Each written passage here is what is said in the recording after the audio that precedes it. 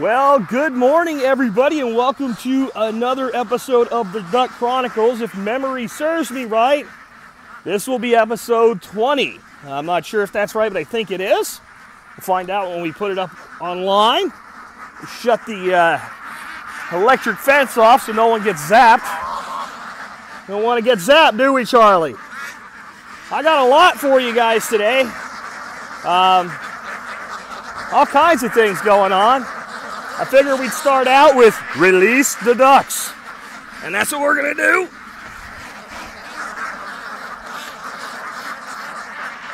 You guys ready? You want to come out? You ready? All right.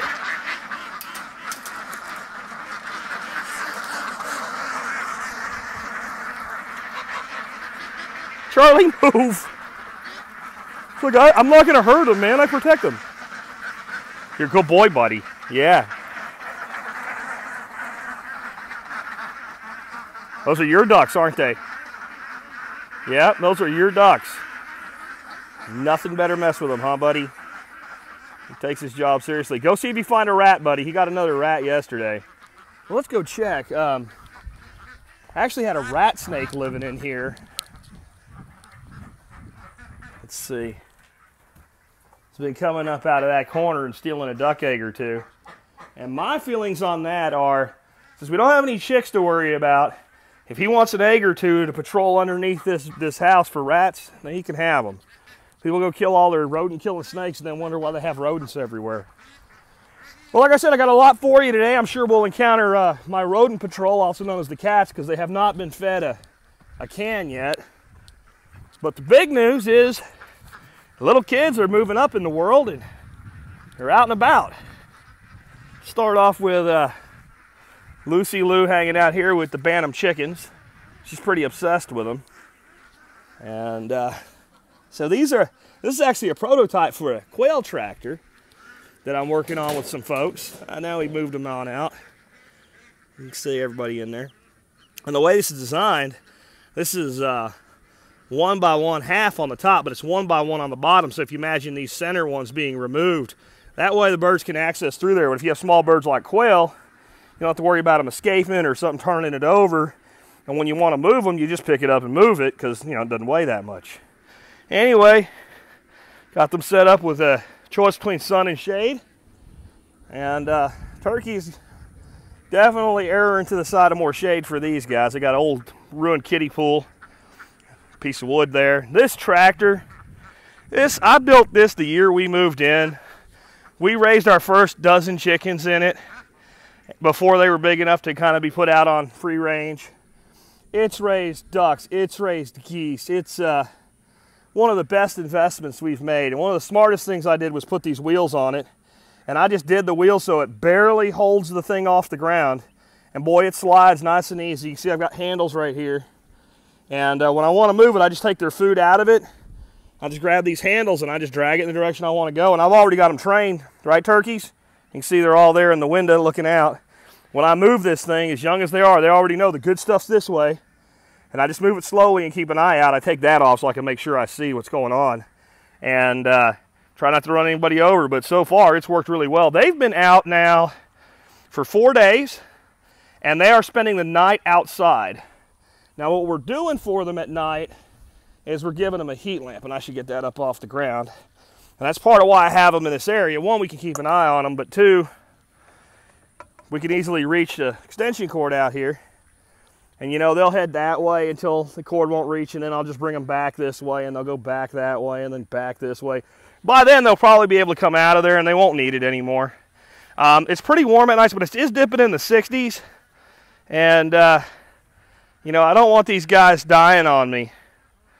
And we lost a couple, but we have 13 in there now. We haven't lost any for a long time. And same with the baby chickens. They sent me 5. I ordered 4. They sent me an extra one and I ended up needing it. One of them went down on me, but everybody else looks healthy and happy.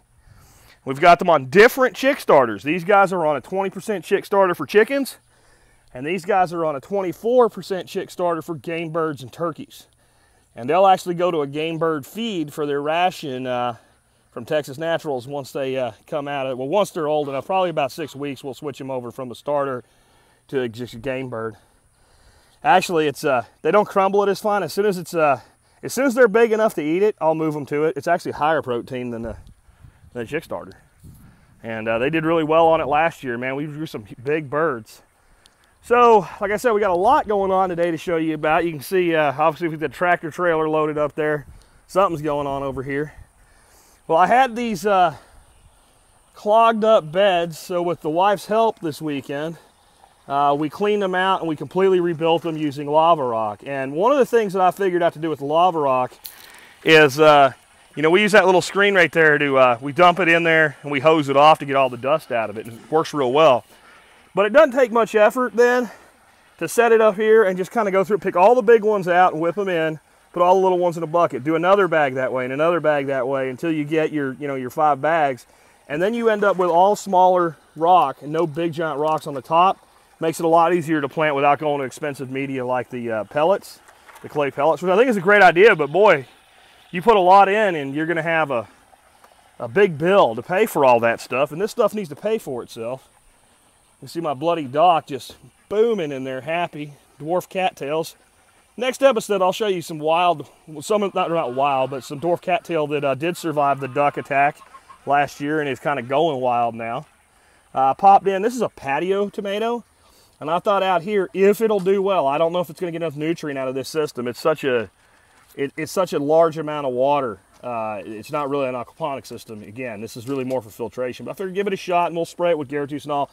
But this only grows about 2 foot. It's a determinate tomato. Doesn't really need to be staked. And those might work better out here. And there's also a Husky Cherry Red. We'll kind of compare those. And that's a Thai chili pepper. Grown with Thai chili pepper seeds. And some of you know where I get those. Anyway. The aquatic systems itself with the, I mean, it's just, that pickerel rush was a little cutting last year, and boy, when it came up this year, it's just a jungle in there for those fish, and they're really happy. I'm able to keep a little bit of lamb's quarters going where the ducks can't get to it. Taro, that's a blue Hawaiian taro. That's also a blue Hawaiian taro, and this one over here is supposed to be a black taro, but it doesn't look very black to me, not yet anyway, so we'll see how it comes out, but that's something new. And then as we put in more aquatic systems, taro is something we want to actually grow for food purposes. I don't know if the bees are hanging out on the pickerel rush yet. They're probably over on the chicory. We come down here and take a look at this side. There we go, the tilapia. There's about 40 white tilapia in here. Beautiful mint back there, pickerel rush. This is a plant called soft rush. Everything looking real good. Everything's been rerouted. Everything's been buried. All of our woes out here are pretty much done. Ducks are happy in the swale today. I don't really see the bees out there. They are. There's a bunch of them. They're still, this chicory's now been blooming every morning for, I guess, over a month now. And the wife has wanted to weed eat it so many times. I'm like, just leave it alone. You see the comfrey back in that one bed in there. Again, this is all going to get ripped out when we put in that new system, but pretty happy with it. Ducks have a full swale today. But I wanted to take you in the aviary and the greenhouse real quick to finish up today because we got, like I said, just a bunch of stuff going. This is that expanded shale that we pulled out of that system, and I've got a bunch of it that still has worms in it that I have in a box that I keep covering, and every time they come to the top I grab them out and throw them in, trying to save as many of them as I can. I'm gonna see if my buddy David wants that stuff back because it works for him, it just didn't work for me at all. And anyway, over here in the greenhouse, the cucumbers have come to life, man. And we got cucumbers just popping up everywhere there. One up there as well. So about another day, I think a couple of those will be good for picking, and time for some cucumber salsa that Dorothy makes. I've just cleaned this one out of watercress. It's kind of overrun, and some little green worms got in here and tore it up. I'm not really happy with the way we did this, and I'm going to make a change here. I just have a lot of other things on my plate. This is kind of low on the priority list, but we're going to go just how that side has 1 to 1 each, but we're going to flip them this way and bring them forward maybe leave a little more access on the front side here to get to the fish. But so the back end is not all the way back there by that window so we can get to them. I have just not maintained these. That's why they're not looking good. And it's because it's so daggone hard to maintain them all the way back to that wall without having access. You know, we tried to go maximum density here, and I think we'd be better off with maximum effectiveness rather than density. But everything looks pretty good. The system's starting to really kick. We've got the fish up in size a little bit now. Still need to put more fish in this system, but it's a matter of getting out and getting some. Just haven't had time. But you can see the tilapia that are in there with those goldfish. And man, the tilapia seem to get along with the goldfish. No problems, no turf wars or nothing like that. Not yet anyway. Now they went in there when they were pretty little, and that might have something to do with it. More watercress down there being propagated so I can replant it. Everything's looking pretty good in here. But the big news I want to show you in here is the squash that we're starting to get on our white Hubbard. You see, this is that mule tape I was talking about. This one actually says Bull Line. I think mule tape is actually a brand, but everybody in the utilities industry just calls it all mule tape, just like Xerox, right?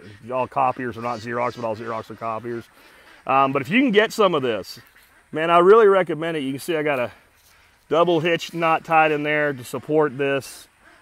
And the vine has no problem. I think a lot of people think that vine can't support that fruit when it gets, because that fruit can get 50, 60 pounds. No problem. That vine's made to support that. I've seen them grow up trees on their own, and I've seen, 8-pound butternuts hanging out the backside of a pine tree in one of Bill Wilson from Midwest Permaculture's videos. So no problem there. If you like that one, this one, I kind of didn't get in here for a couple days, and this one kind of got ahead of me. Unfortunately, it was sitting on this cross pipe right here.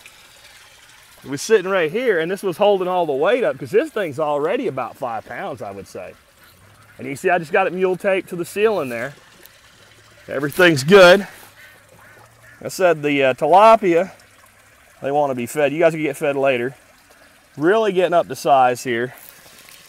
And that's really helping put more into the system. But I mean, we need to put a couple hundred, we probably need to put 400 more fish in this system as big as it is. Bluegills are happy and wanting to be fed as well.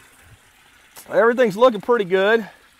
Some of the brands of tomatoes are doing real good. Some are really ate up with blight. Some of the squash is doing really good, like the ones you just saw. And some, the squash bugs, not even vine borers, just the bugs are just demolish them. So we're learning this year what are our resistant varieties. I mean, oh, look at that. I don't know if you can see him. He's gone now. Dragonfly, he's up on top of that leaf. I can't see, so I don't know if you can see him. A cool dragonfly hanging out here with us. And so we're learning a lot this year about, our most virulent and resistant varieties and the ones that are just not worth doing. These yellow cherry tomatoes, this has been the best success I've had with tomatoes on this property. And they're just, every day I'm in here eating, 5 or 6 of them. So we'll keep up to date with you. Planting some more sweet potato vine today. Got a lot of stuff going. Got some new exotic stuff I'll talk about in the next video. Hope you guys enjoyed it. On your screen now, you'll see some things popping up. You can check out our other videos and playlists here. You can subscribe to us over there. And you can support us on Patreon if you want, right down there. With that, take care. Hope you guys have a great week. I got a lot planned.